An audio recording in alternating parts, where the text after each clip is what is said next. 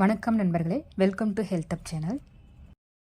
இந்த பதிவில் மிகவும் ஆரோக்கியமான ரொம்ப ஈஸியாகவும் செய்யக்கூடிய ராகி புட்டு பற்றி பார்க்க போகிறோம். வாங்க வீடியோக்குள்ளே போகலாம்.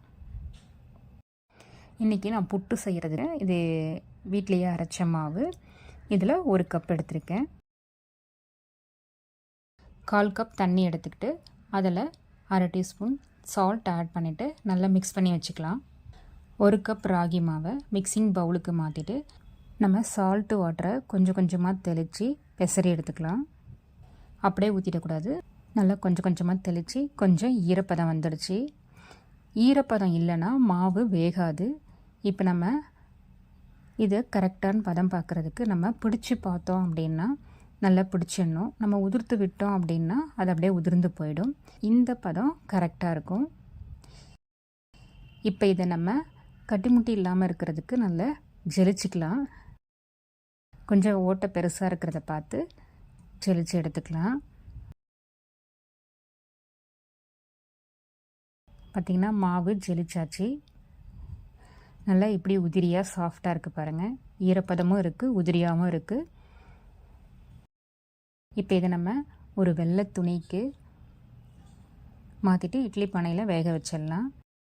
துணியை நம்ம நினைக்க வேண்டாம், அது ட்ரையாக தான் இருக்கணும். மாவெல்லாம் அதில் போட்டு கட்டிட்டு இட்லி பானையில் வச்சு ஒரு 15 மினிட்ஸ் வேக வச்சிடலாம். வச்சுட்டு ஒரு 15 மினிட்ஸ் விட்டுட்டு பார்க்கலாம். இப்போ 15 மினிட்ஸ் ஆயிடுச்சு.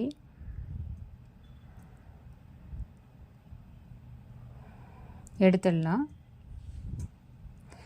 ராகி மாவு வெந்த வாசனை வருது.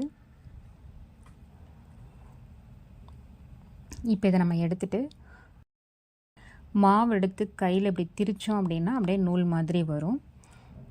பாருங்கள், இது நல்ல நூல் மாதிரி வருது.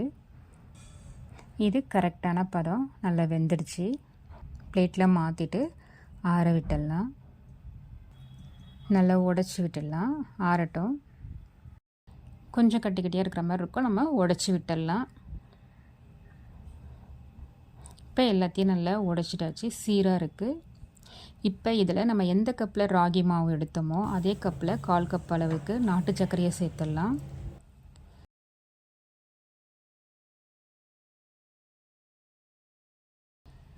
அரை டீஸ்பூன் ஏலக்காய் பொடியை சேர்த்துடலாம். 1/4 கப் அளவுக்கு திருகின தேங்காயை சேர்த்துடலாம்.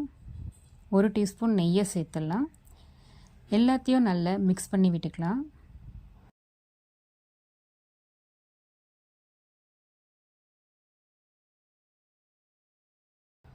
அவ்வளோதாங்க, அருமையான ராகி புட்டு ரெடி ஆகிடுச்சு. இது ஈவினிங் ஸ்நாக்ஸ்க்கோ மார்னிங் பிரேக்ஃபாஸ்ட்டுக்கோ ஏற்ற ஒரு நல்ல டிஷ். ட்ரை பண்ணி பாருங்கள். மீண்டும் ஒரு நல்ல பதிவில் சந்திப்போம். நன்றி. இந்த பதிவு உங்களுக்கு பிடிச்சிருந்தால் லைக் பண்ணுங்கள், ஷேர் பண்ணுங்கள், மறக்காமல் சப்ஸ்கிரைப் பண்ணுங்கள்.